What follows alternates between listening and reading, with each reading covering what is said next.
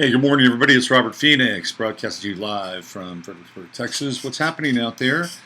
It is Tuesday, the 17th of September, and we're almost done with Virgo. How about that? We've got just a few more days left of the sunny sign of Virgo. The sunny sign of Virgo, yeah. So we are hurtling towards Libra, the autumnal equinox, and some very interesting geopolitical territory, which I'm going to cover today on today's show. And of course, we have a visit from your good friend and mine, Jasper, the co-host of the show. I like to just call this Robert and Jasper in the morning. What do you think? You know, it could be like one of those crazy drive time talk shows that you listen to, like the zoo, like the morning zoo stuff. Except in this case, this show really is kind of like a morning zoo. The only problem with Jasper is that I have to deal with his union. And if he meows more than once, I have to pay him. I have to feed him instead of 2 times a day. I have to feed him 3 times a day.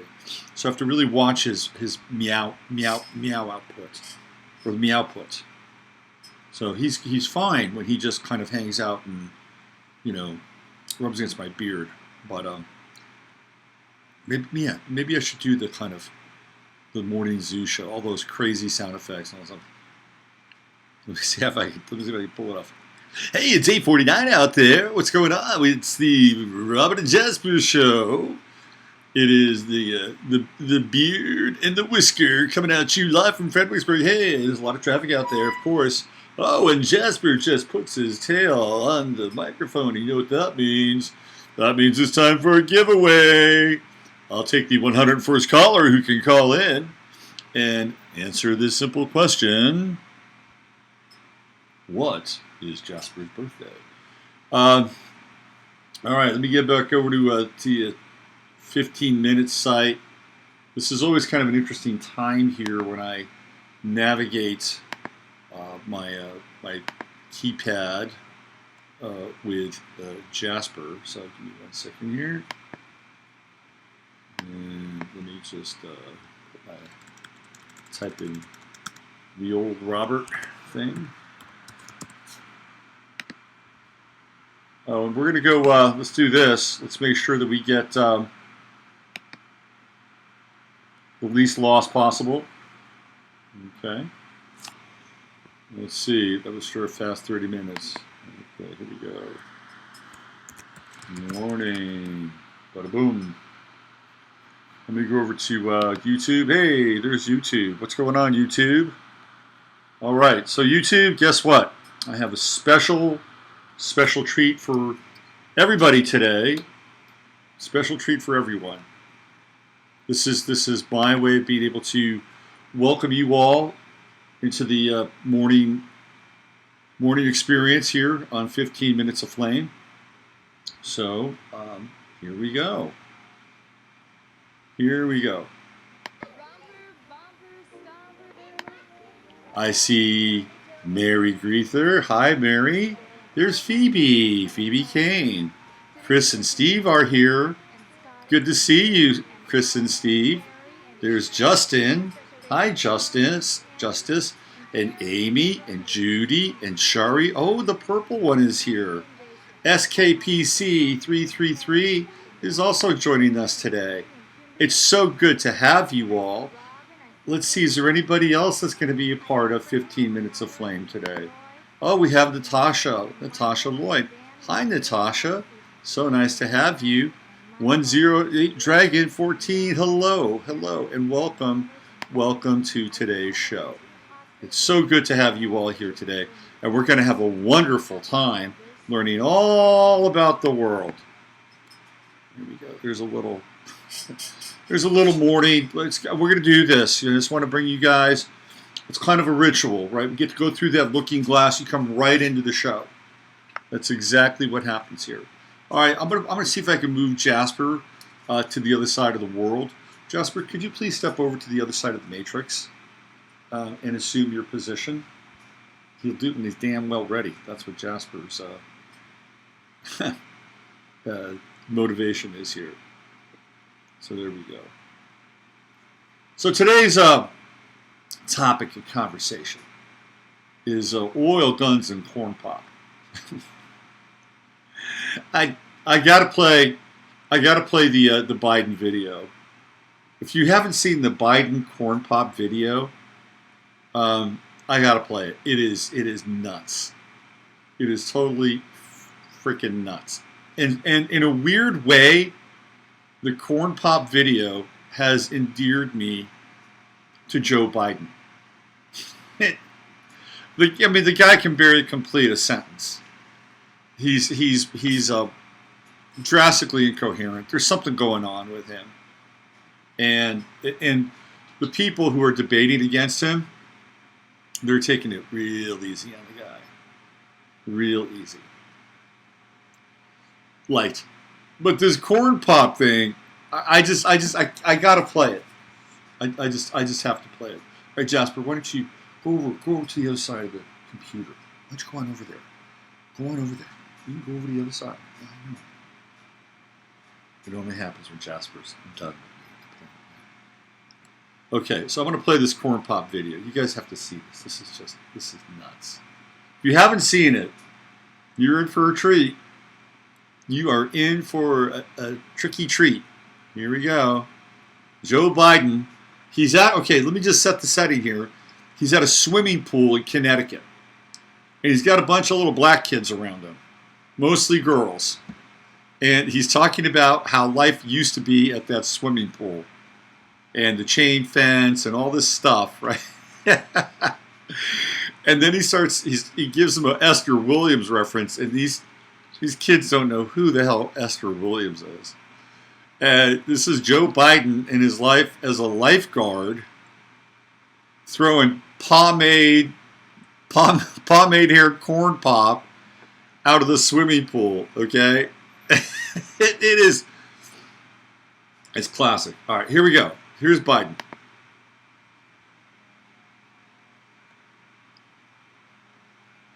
Oh, come on, corn pop it. Oh, it's not corn popping. Houston, we have a problem. Let me see if I can reload this thing. Shoot.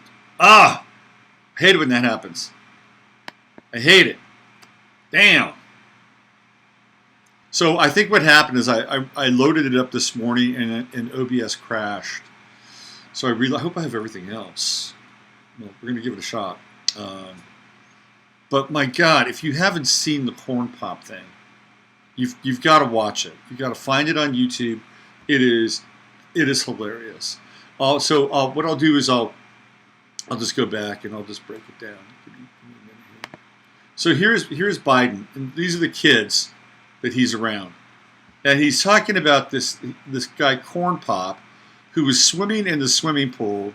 Biden is he's the lifeguard, and apparently, if you have pomade in your hair, you had to wear a swim cap. And Corn Pop, whose actual real name is William Morris of all names, Corn Pop was on the diving board, and he was giving Biden shit. So Biden threw him out, and and Corn Pop and his boys were waiting for him. And Biden was scared shitless, so he went to go see the groundskeeper. The groundskeeper cut off a big piece of chain, and he said, "You wrap that chain around your hands. You go out there, and you go take on Corn Pop."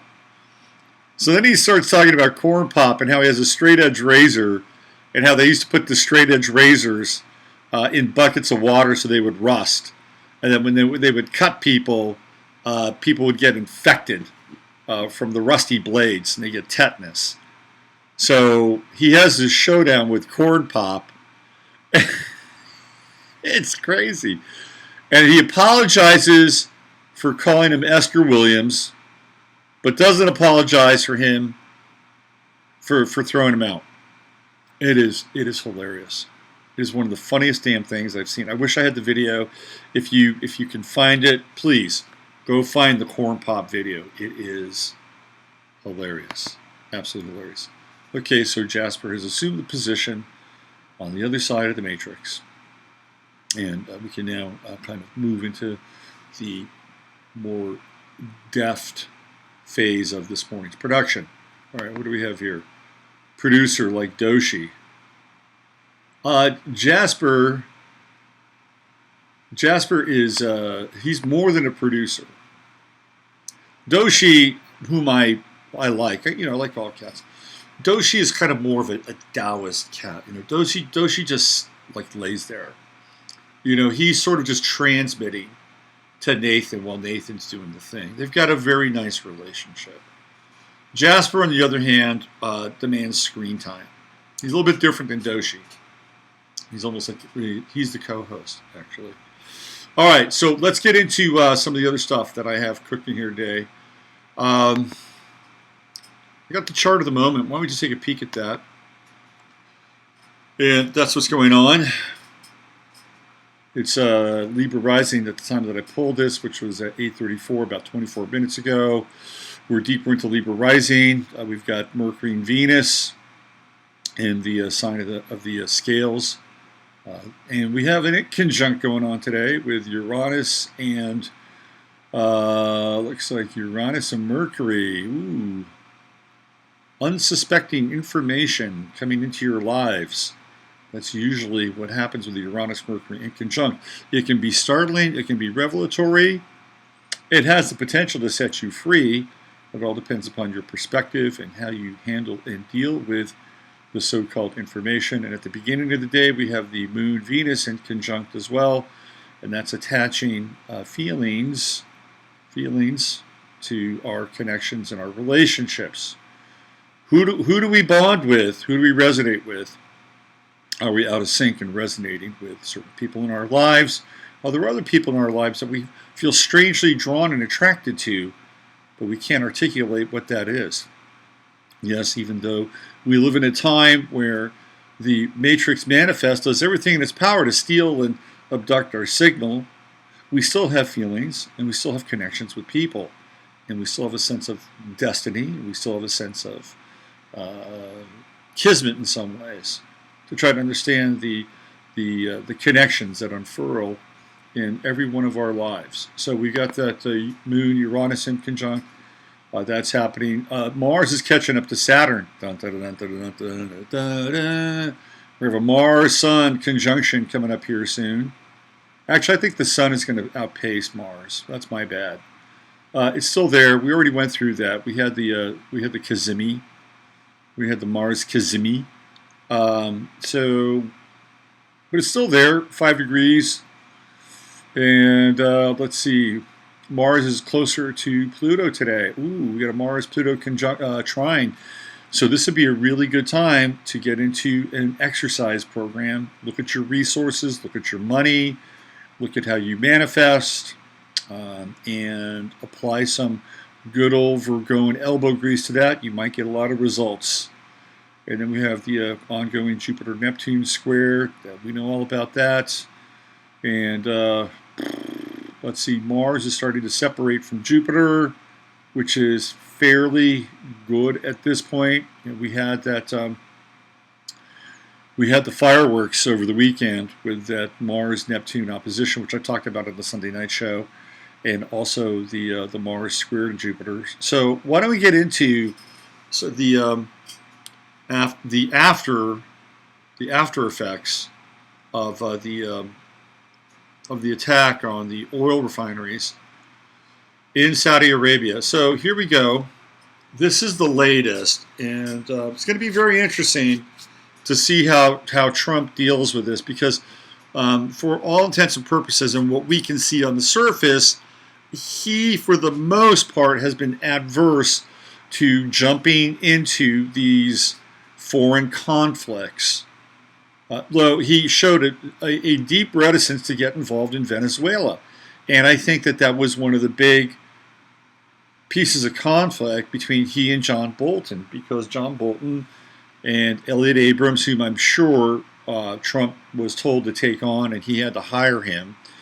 Elliot Abrams being one of the architects of the terror squads from Central America during the Reagan and Bush administrations. Elliot Abrams was a bad dude. He was up to his third eye, his beady third eye in Iran-Contra, and the death squads of Central America from El Salvador to Nicaragua, that was all Elliot Abrams. And basically taking out, killing, assassinating, terrorizing anybody that was going to stand in the way of the governments that were at that time in charge of those countries. So he had to take Elliot Abrams on. Not a good guy, but at the end of the day, with all the Sturm und Drang, right, with all the sound and fury, with all the media arms just slamming their banging their drums to have the United States get into some kind of a conflict and war and take out the representative government of Venezuela and install Juan Guaido. It did not happen. It did not happen. The same can be said in a lot of ways for the scaling up of operations inside of Syria. That has not happened. That does not mean that we still don't have boots on the ground in Syria, but it is not the same. Daesh and the Syrian Liberation Army, they're pretty much done. Now, some people could say that Russia had a hand in that. Well, they probably did. But, Syria's in the rearview mirror now. If you haven't noticed that, Syria's in the rearview mirror. They've moved on. Iran's the target because they lost in Syria. They basically lost. And, Syrian people, man, my heart goes out to you for having to deal with that bullshit. And having to deal with these people trying to come in and grab more resources. It's not good. Not good. Get into the Golan Heights, get into the areas where you could actually produce some oil, have Genie Petroleum come in and take it over. Syria, you have been a champion in the face of adversity. And I salute you and your people. It's not over by any stretch. It's never over till it's over.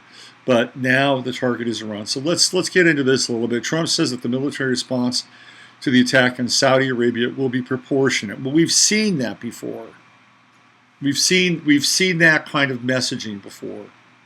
So let me read this to you. This is actually from that article, and it bears some witnessing here. So give me 1 second. Let me tee it up. Trump administration officials are telling reporters that there is no doubt that the attack on the oil production facilities in Saudi Arabia originated from Iranian soil. Although Trump himself is being less dogmatic in his public statements, it appears that Trump wants all the evidence to come in before making a final decision about what to do. But clearly he is leaning toward military action against Iran. When we hit Iran, there is a very high probability that they will hit back. In fact, the Iranians have already stated unequivocally that they will defend themselves. So this is the end of the American dream. I think this is Michael Snyder's website. You can see his book there, Living a Life That Really Matters. It is true that Trump did tell reporters on Monday that he does not want war, but war may be coming anyway if the evidence that he has shown clearly demonstrates that the attack on Saudi Arabia came from Iran. President Trump is going to feel forced to respond militarily. Trump has indicated that he will have all the evidence that he needs to make the final decision very soon. When a reporter asked Trump if the military response to the attack in Saudi Arabia would be proportionate, Trump responded affirmatively. Here's what he says. I think we just want to find out the final number and see. You look at a vector, and you look at, there are lots of different things we can look at. Trump told the DailyMail.com as he left the White House for New Mexico, and we'll know for certain over the next pretty short period of time. Asked if he would order military action, if he is sure who's being attacked, Trump said, then we're going to decide. When a reporter asked if the response would be proportionate, Trump responded, I would say yes. In other words, if it is ultimately determined that Iran was behind the attack on Saudi oil production facilities, we should probably expect the U.S. to hit smaller facilities in Iran in return. Such an attack could spark a much broader conflict. You could easily set off a chain of events that nobody will be able to stop. The Saudi-led military coalition is battling Yemen and the Houthis So the Houthi movement said on Monday that the attack on Saudi Arabian oil plants was carried out with Iranian weapons and was not launched from Yemen, according to the preliminary findings. Coalition spokesman Colonel Turkal El Malki said that an investigation into Saturday's strikes, which has been claimed by Iran-aligned Houthi group, was still going on to determine the launch location. Okay, well they know where that stuff comes from, pretty much. Pretty easy to figure out, if I'm not mistaken. So here's the problem. They're trying now to tie the Yemen conflict with Saudi Arabia, with the Iranians, just like they tried to tie the Iranians to the Syrians. They'll just tie the Iranians to everybody that they don't like in the Middle East. And the Saudi Arabians are losing their war against the Houthis. The Houthis are they are war-hardened people. And they have been fighting tenaciously against the Saudi Arabians. And are they getting weapons from Iran? Possibly. Are they getting weapons from Russia? Possibly. Are they getting weapons from China? Possibly, because they have to get the stuff from somewhere, right? They have to. And does Yemen have the more responsibility and the authority to defend themselves? Of course they do. Of course they do. If they're being attacked by the Saudi Arabians on a consistent basis. Well, by the way, a war that the media here in this country never talks about. They always talk about the kids in the borders and getting separated from their parents and getting put in cages. They never talk about what's happening in Yemen. Never. Never. They never go there. When you see the pictures of I've posted pictures of the kids before. They're walking around. They've got limbs blown off. There's a famine in Yemen. They're a bag of bones. They're running around without parents. Who would blame these people for getting weapons and firing them at the country that is unleashing hell on them? Who would blame them? And guess where the Saudi Arabians are getting their weapons from? They're getting them from us. They're getting them from that big fucking deal that Trump and Jared Kushner did with the Saudi Arabians when they first went there. Like, Trump had to have a win. Right when he got elected, he had to have a win. So he went over to Saudi Arabia. Jared Kushner, his buddies with bin Salman. They connect on WhatsApp. Who knows? What do you think those guys talk about? What do you think they really talk about? You think they talk about their fantasy football teams, their fantasy soccer teams? Do you think they exchange, here's what I think bin Salman does. Jared, I'm going to send you some pictures of beautiful Saudi women without their burqas on, and a lot less. And Kushner, of course, would probably be very disappointed. And he says, do you have any pictures of beautiful Saudi men? What are they talking about, though? Really? What do they have in common? It's just weird. I guess they're millennials. They're millennials and they have that in common. So maybe they talk about millennial shit. Hey man, Kendrick's gonna drop a new track, man. He's gonna drop a new bump. As soon as I get the white label stuff, man, I'm gonna send that to you, bro. Then someone, I love Kendrick Lamar. Can you get me his mixtape? Yeah, no problem, bro. I got you covered. So they have every right to defend themselves, and now they want to tar and feather Yemen. Oh, now, okay, so you see what's happening now. They say, Yemen's tied into Iran, so we get a twofer here. Ooh, we get to sell the Saudis more arms. We get to go after Iran, and we get to legitimize this war with Yemen. Isn't that wonderful? Isn't that wonderful? I would not be surprised if Saudi Arabia was told to start the fucking war with Yemen. For a number of different reasons. Because, they've been having a hard time pumping their oil. They overproduced during the Obama era. Way overproduced. And I heard that some of their wells are hitting water. So I think they would love to go into Yemen. Yemen's got some interesting stuff. I remember a couple of years ago reading about, portal stuff, dimensional stuff in Yemen, and maybe that's on the table too. But here we are. We're at the precipice of potentially going to war in Iran. I had heard that November was going to be the month. That was supposedly going to be the month, and here we are. It's September 17th. We're not that far away from November. By the way, I posted a YouTube video, which I'm not going to play here, but I posted a YouTube video, and I'm going to put it in the link. I'm going to put it in the description of the show. I'm going to put the link in the description of the show, and it's about a 38-minute video done by this guy in Germany. It's mind-blowing. It's mind-blowing, and he talks about. I posted it over on Facebook. I put it on my Twitter page. There's 3 places that you can find it. It's this German guy, and he looks at potentially an attack that will take place in Seattle on the 3rd of November. And what he puts together here is mind-boggling. I just have to tell you, it's mind-boggling.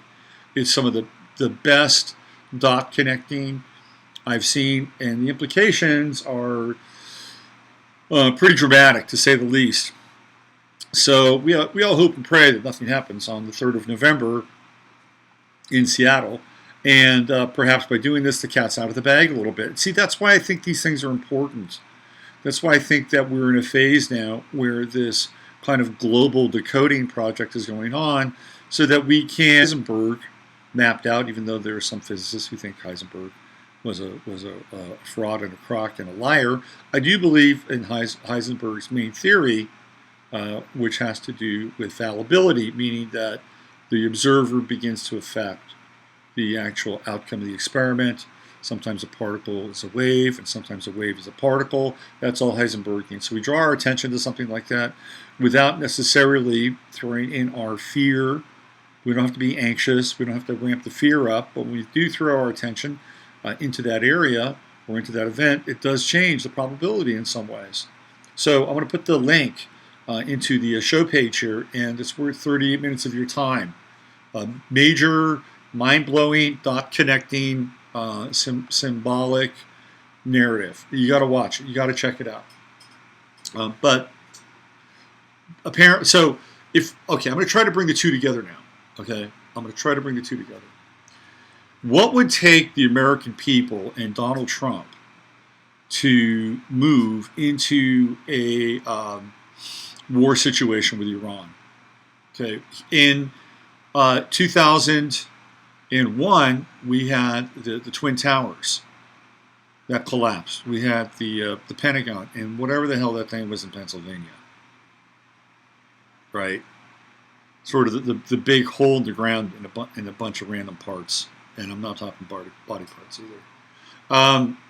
What would it take for all of a sudden people to say, "Go get them, kick their ass, go get those sand daggers," right? That's what they would say.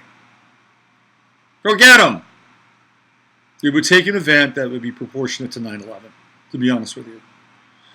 And if they did something along the lines of what this video is putting together and portending, it could be one of those things. It could be, oh, well, we've linked this to this and this to this, and there was some stolen nuclear material, and they were able to trace the stolen nuclear material, and it goes all the way back to Iran, or this is, Iran's been working on their nuclear stuff, and we've traced this. And apparently, what this guy, it's this German guy, I forget his name, I don't even know his name.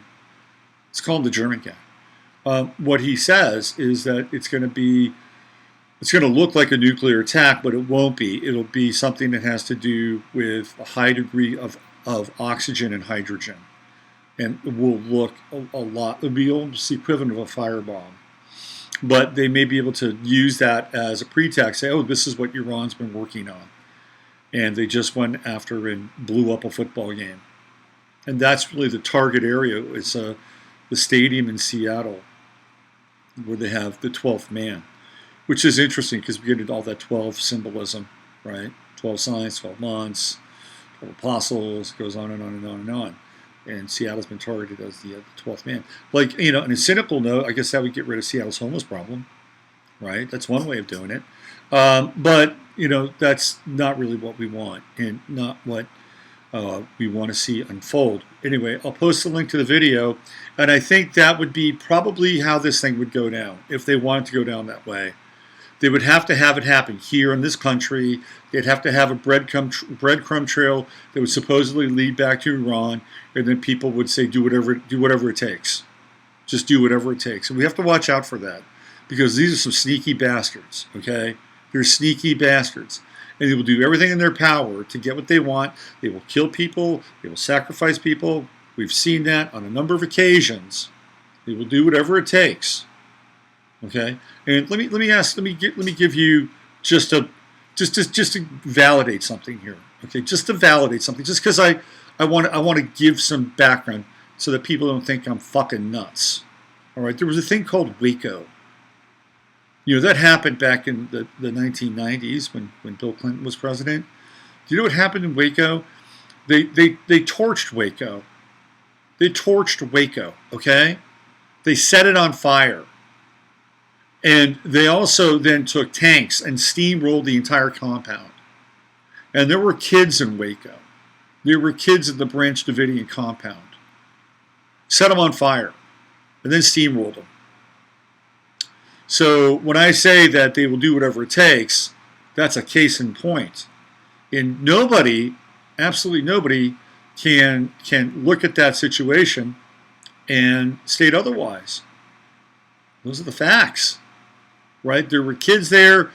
They used fire, and then they steamrolled them. They just ran the whole thing over with tanks.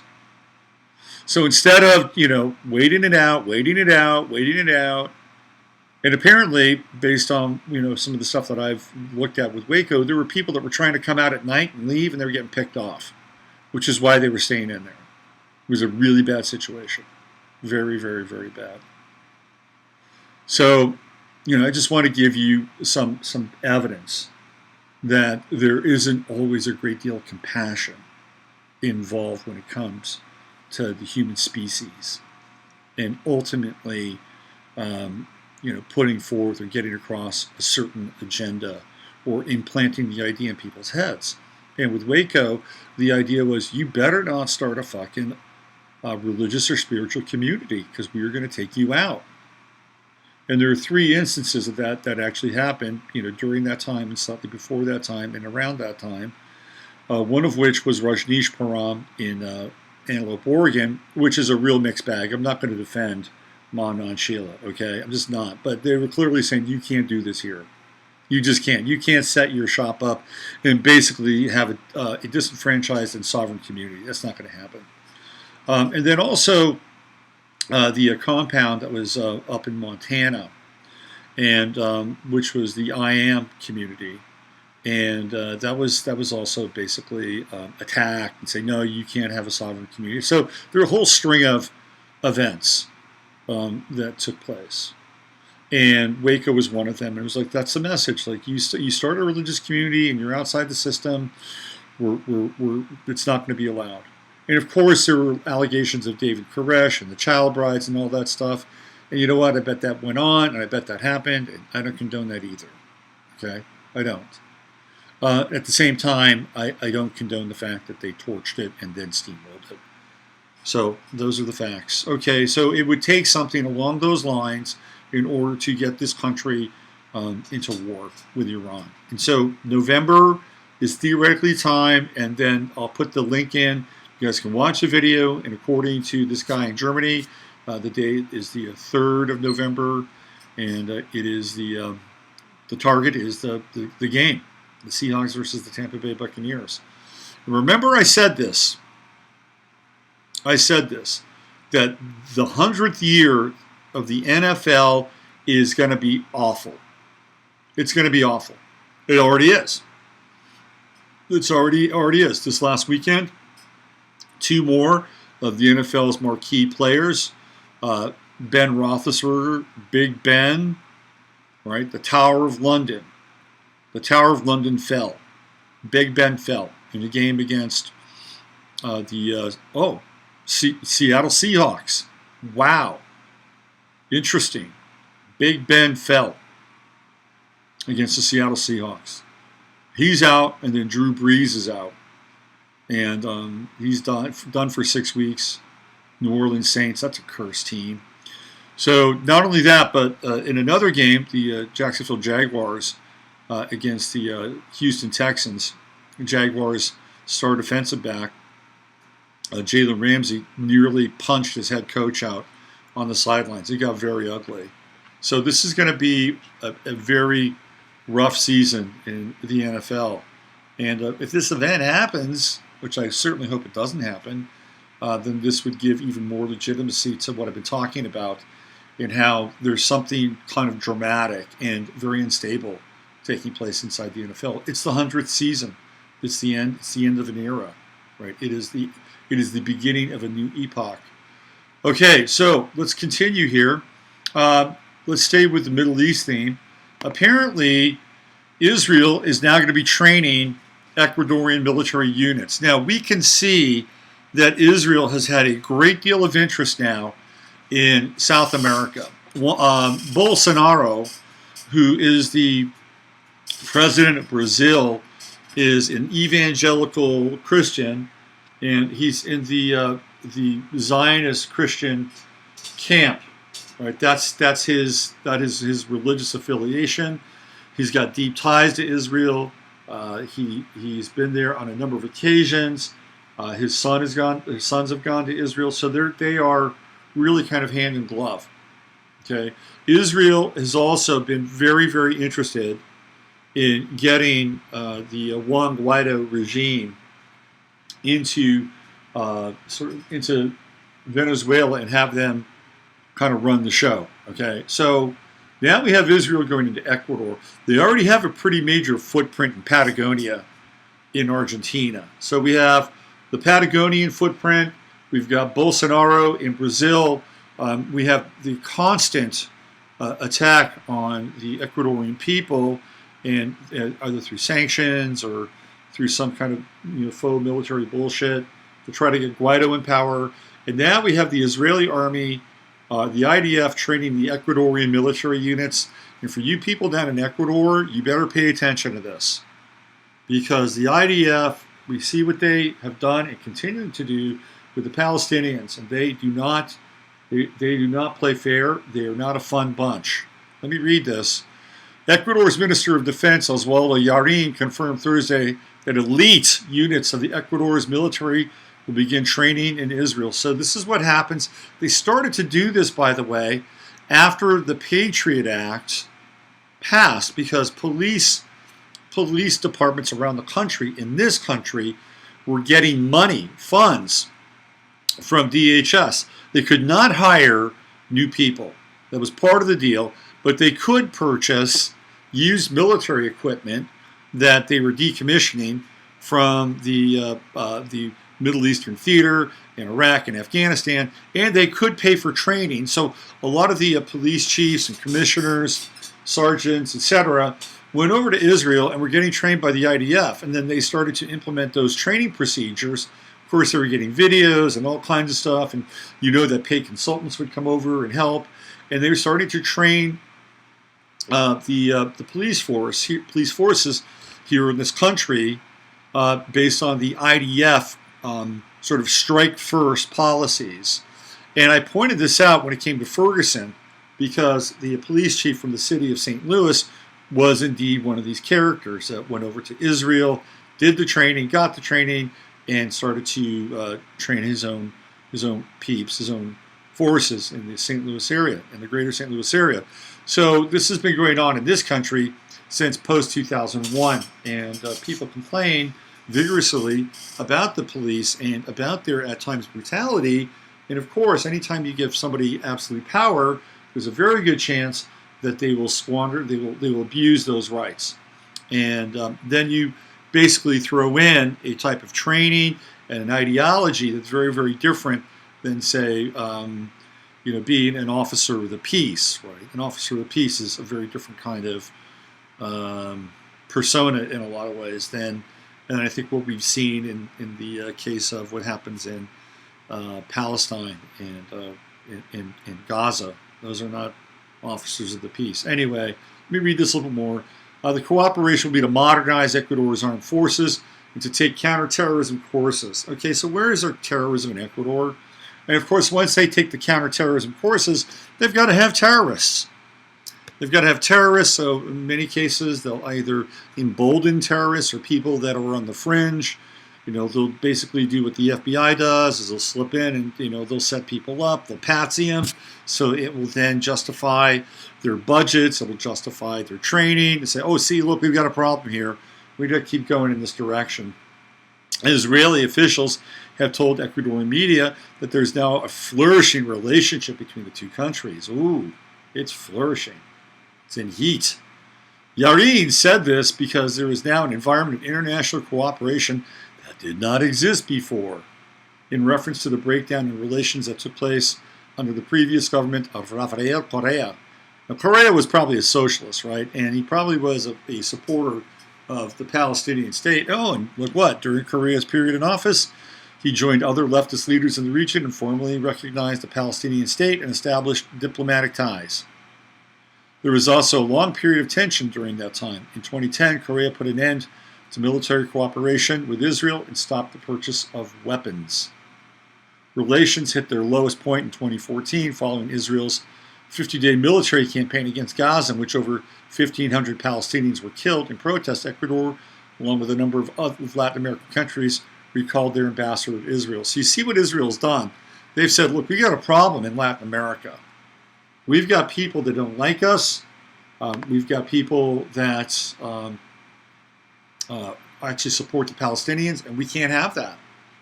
We can't have that. So we have to build ties to Latin America. And there's a lot of tie building there that not only is inclusive of the military, but also natural resources as well. So this is a very interesting development, and one that I believe is a tad troubling. So if you're living in Ecuador, and there are a lot of expats, a lot of American expats live in Ecuador, okay? It's one of those countries that people have said, oh, I'm out of here. I'm getting out of the U.S. So again, I'm not saying that you're going to be attacked. I'm not saying that at all. But you just need to know that this is what the government that is the sponsor of your citizenship or whatever kind of status you have there. This is what they are sponsoring. Okay, just keep that in mind. Speaking of guns, so we got a few minutes left here. I wanted to bring this up. This is really, you're going to see some of this today in the news. And there are two things that are happening simultaneously. I want to burn through these so you can see how the news vector works. Because there's one story somewhere that's actually kind of interesting. And there's another story that's happening simultaneously, and who knows what the fuck is going on with that. And so they cancel each other out. So I'm going to show you this one. This is what happened in Georgia. Homeowner shoots and kills 3 masked men in possible stand your ground case. So the bottom line here, and I'm going to just give you the Reader's Digest version of this, is that at about 4 a.m., these 3 young guys wearing masks come into this house, in the yard of this house, and they decide that they're going to do a robbery and to shoot them up. They've got a handgun. Shots are being fired, apparently, and I don't know how this happens. You got to listen to the. There's an eyewitness account here. And the eyewitness account is kind of nuts. Okay. Where is it? Let's get back in here quickly. Where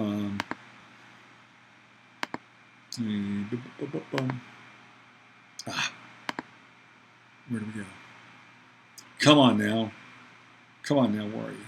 Okay, so basically what happened is that they said that there was a semi-automatic rifle involved. A semi-automatic rifle. Can you believe that? A semi-automatic rifle. But the guy defended himself, and they have stand your ground laws in Georgia. So what are you going to do? So these three miscreants, these 3 culprits, were shot and killed because they were defending themselves. Okay. Now simultaneously, this is going on. Apparently, this little dingbat wearing the Anarchist Cookbook t-shirt, Alexis Wilson, she lives in Oklahoma. She decided that she was going to tell her friends that she was going to go back to her high school and shoot 400 people.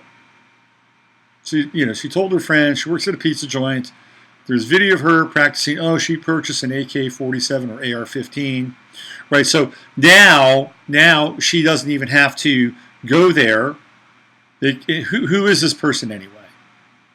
Who is she? She went to high school in Oklahoma, works at a pizza joint, has some guns, and is apparently toting and sporting the Anarchist Cookbook shirt as she's being booked. So now we have these two competing stories. What you're going to hear about more is this Alexis Wilson. What you're going to hear about less is what happened in Georgia. Interesting, isn't it? How the game works? Anyway. All right. I'm out of here. Thanks for being a part of today's show. I really appreciate it. Thank you, Chatlandia, for being there. Let me just check in with you because I haven't really checked in with you. It said, let's see, Miles Sue's living with my gram. Let's see, with you, powerful, not all that mighty. My comments are getting booted. Most recently, the Tom and Elvis comedy. No, I'm not booting any comments. There's nobody here booting your comments on my end. I don't boot comments. Let's see. I just remain shut down in the press, waiting for change. Yeah, you can't be. It's hard. It's very, very difficult. Very, very difficult. You got to hang in there. Got to hang in there. Got to take care of business. Take care of your body. Get some good supplements in your body. Get some sunshine. Get some exercise. Hang out with your friends. Right? Do things that matter to you. Do things that are important to you. This is essential. Got to feed your spirit. Treat people kindly. That's a message that I think gets lost in the cacophony. Treat people kindly. If somebody fucks with you, or is completely ignorant, or is crossing lines, then calmly intercede and figure out what you need to do. Either leave, correct the situation, right? Do your best to treat people kindly. There's a lot of tension in the world, and we are the ambassadors of spirit. This is one of the things that we can do, and it's difficult. We get tested. I know, it's part of the deal. You got to treat people kindly, and until they prove otherwise. And if they step across your line at 4 a.m. and they got pistols, when you take care of business, and there's a metaphorical version of that. Okay, hang in there. If you are still interested, I've got some spots left for my event in October. It's going to be a great time. It's a time where if you do feel dispossessed, if you do feel alienated, I suggest you come and hang out. It'll be a really good time, good people, good food. It's going to be an elixir for the soul. With that, use your head to discern what's real, your heart to say what's possible. I'm Robert Phoenix. Have yourself a very good day.